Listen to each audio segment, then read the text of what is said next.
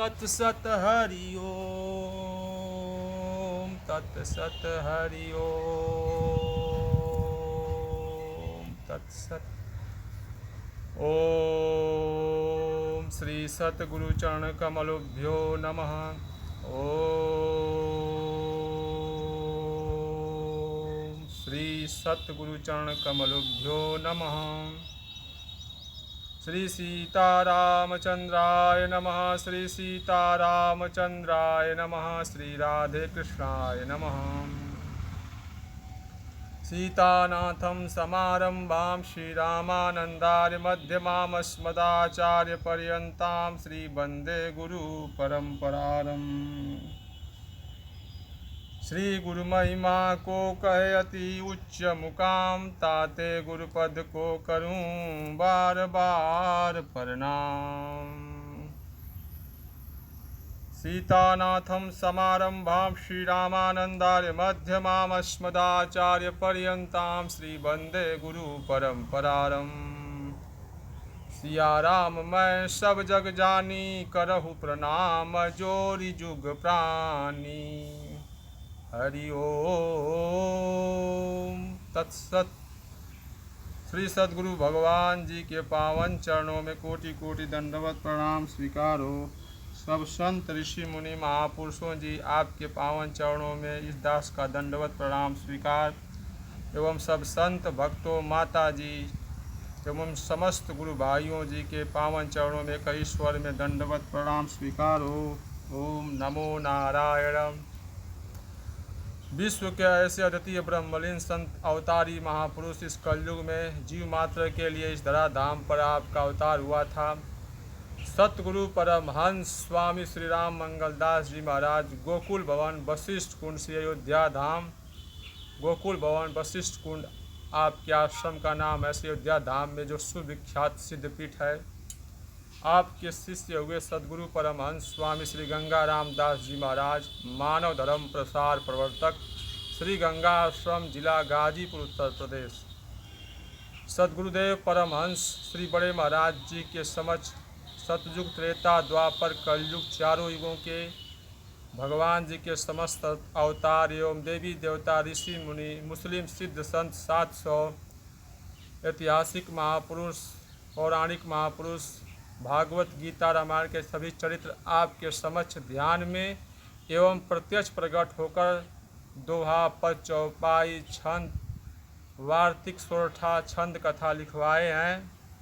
सदगुरु श्री बड़े महाराज जी आप दिव्य ग्रंथ लिखे, अलौकिक कलयुग में जीव मात्र के मार्गदर्शन के लिए हर संप्रदाय, हर पंथ के भक्तों के लिए यह दिव्य ग्रंथ सदगुरु भगवान जो रचना किए हैं 4 भागों में, यह सबके लिए, सब पंथ संप्रदाय के भक्तों के अनुयायियों के लिए एक मार्गदर्शन का काम करेंगे। यह कलयुग में सदगुरु भगवान का दिव्य ग्रंथ जो गोकुल भवन आश्रम एवं श्री गंगा आश्रम, जिला गाजीपुर में उपलब्ध है। एक बार अवश्य आप लोग लेकर पढ़िए। जगत गुरु श्री रामानंद भगवान जी का जीवन चरित्र प्रसंग पारिजात, जो कि पैशाचिक भाषा में लिखकर 500 वर्ष पहले श्रीमठ पंचगंगा घाट में रखा हुआ था। सतगुरु श्री बड़े महाराज जी गोकुल भवन आप उसको जगत गुरु श्री रामानंद भगवान जी का जीवन चरित्र आप हिंदी में प्रकाशित करवाए हैं। प्रसंग पारिजात ग्रंथ का नाम है। सतगुरु भगवान के आज दिव्य वाणी एवं उपदेश सुनाएंगे भगवान की कृपा से। देश के लिए भजन। तारीख 8 जनवरी 1940 के दशक में किसी साल में किसी भक्त को पत्र में महाराज जी लिखते हैं, मंगल देश से भारत देश का पाठ जप नेम से शुरू होगा। नोट, श्री महाराज जी भारत देश के लिए बहुत जप पाठ करते थे। किसी भक्त को श्री बड़े महाराज जी पत्र में महाराज जी लिखते हैं, इस समय कुछ पूछने की जरूरत नहीं है। जप पाठ पूजन कीर्तन जो कुछ किया जा सब देश के लिए, अपने लिए कुछ नहीं। भगवान उसका फल 10 गुना देंगे। जिस मंत्र से जिसका प्रेम हो उसे स्नान करके जप ले। फिर हर समय जिस नाम से प्रेम हो या राम कृष्ण विष्णु, उसे मन से स्मरण करे। दुनिया को जनाने से कोई लाभ नहीं। किसी भक्त को पत्र में महाराज जी लिखते हैं, इस समय हमें दूसरी बात नहीं भाती। देश का कष्ट देख देख कर के शरीर सूखता जा रहा है। कोई बिरले धर्म दया वाले मिलते हैं, इसलिए मैंने तो कुछ जनता के लिए जप पाठ शुरू कर दिया है। मैं तो उनका नमक खाता हूँ और कितने जन्मों से खाया है।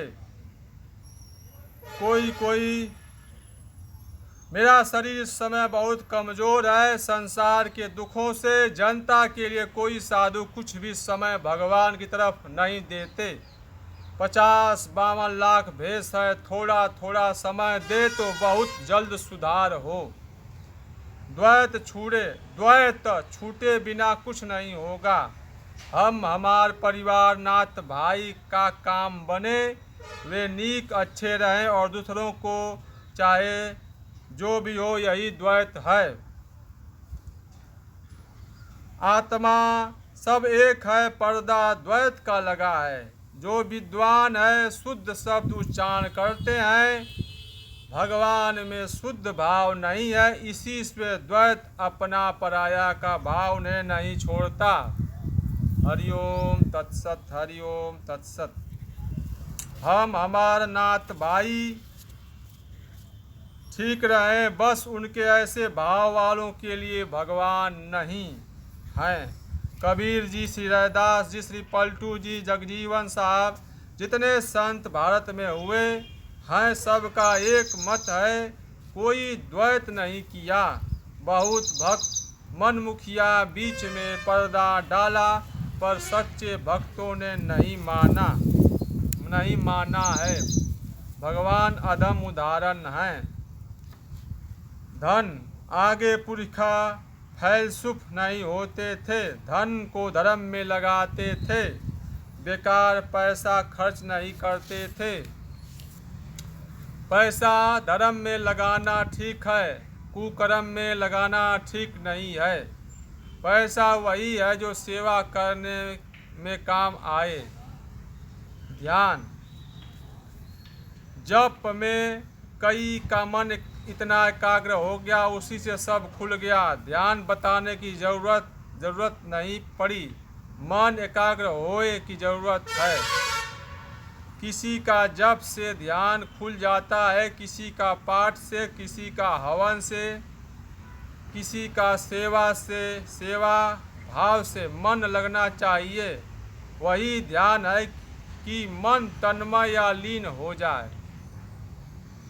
ध्यान पक्का फल है, बड़ी सरल बुद्धि का काम है। किसी भक्त को श्री बड़े महाराज जी लिखते हैं, आप एक माला 11 माला के करके मंत्र करके अपना ध्यान दोनों समय करना।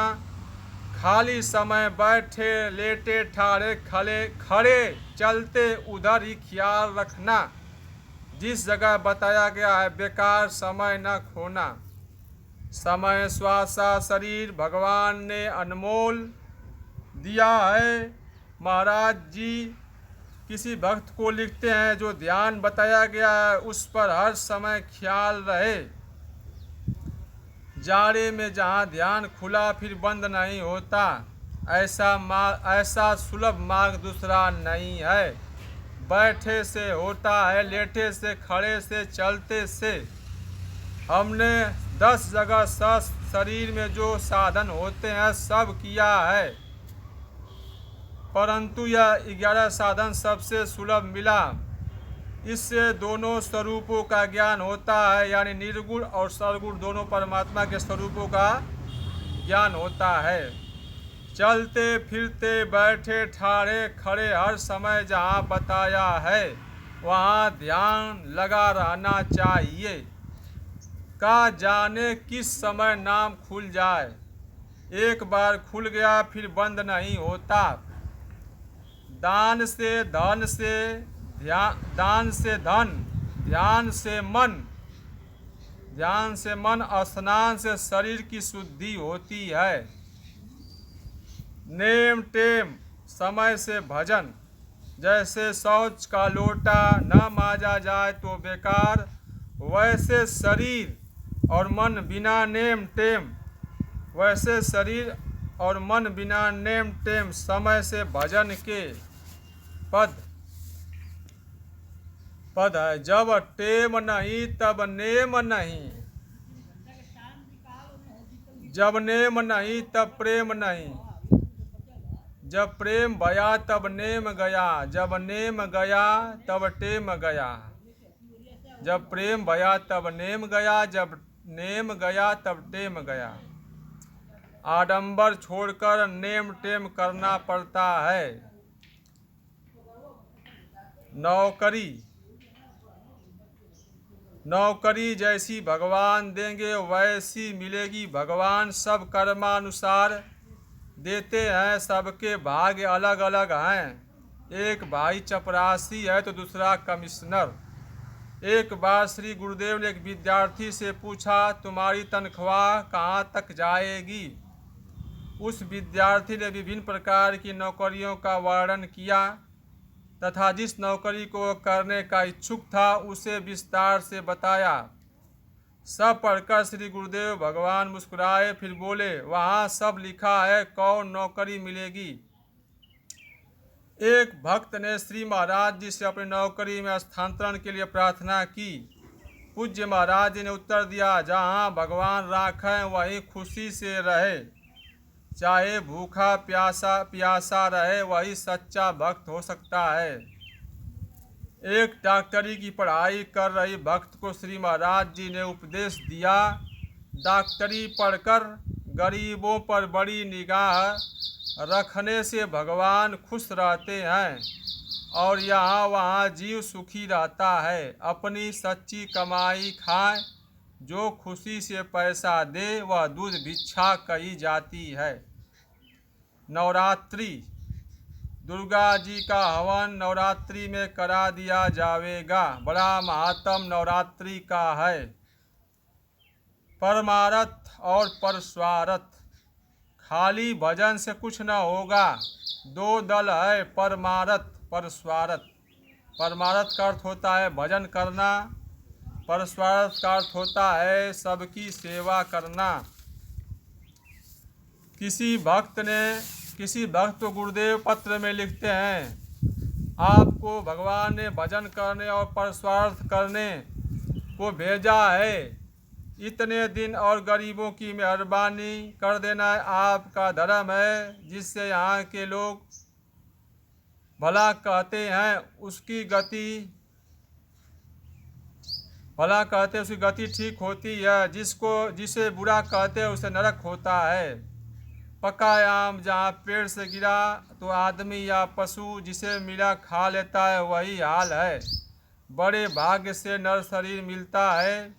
अगर परस्वारथ परमारथ कुछ न हुआ तो 84 के संबंधन से कभी न छूटेगा। जीव मौत और भगवान को भूला है, देखता है लोग रोज पैदा होते मरते हैं, गाड़े जाते फूके जाते हैं, जल में प्रवाह किए जाते हैं।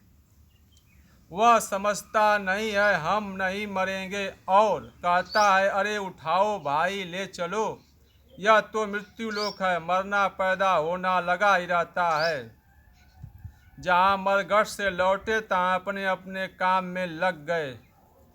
थोड़ी देर झूठा ज्ञान कहकर फिर अज्ञान के घोड़े पर सवार हो गए। कहाँ तक लिखें, कौन सुनकर राह पर चलेगा।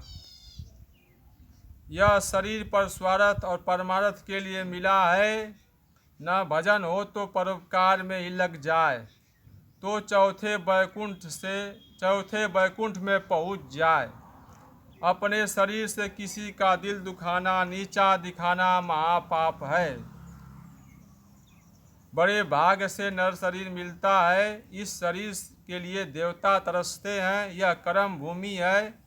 यहाँ की अच्छी कमाई से भगवान के धाम में वास होता है, खराब कमाई से नरक में वास होता है। नर तन से बढ़कर कोई तन नहीं है, तप धन से बढ़कर कोई धन नहीं है। ईश्वर अंश जीव अविनाशी, चेतन अमल सहज सुख राशि। इसलिए चेत कर जीव को अमल करना चाहिए। परमारथ और परस्वार्थ दो डंडे हैं। परमारथ में थोड़ा भजन सूर्योदय से पहले किया जाता है। परस्वार्थ में सेवा की जाती है। जितना ही परस्वार्थ करोगे उतना ही तुम्हारा तप धन बढ़ता जाएगा।